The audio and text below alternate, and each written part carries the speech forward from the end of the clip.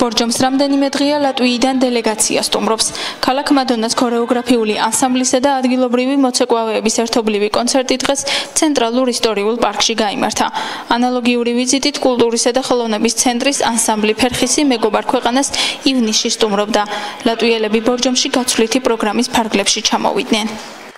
На этот раз приехал танцевальный коллектив, который очень довольны и визитом, и вашим гостеприимством, и грузинским народом, который мы очень любим, потому что у нас как будто и общая история, и культура очень сильная, да, и потому наши народы очень дружат, и мы точно думаем, что эта дружба будет длиться очень-очень долго.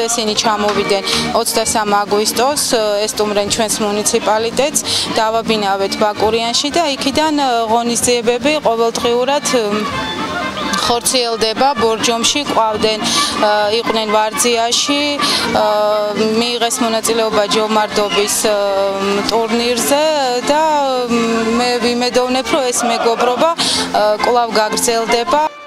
სტუმრები ქალაქიდან დღეს გვიან გაემგზავრნენ.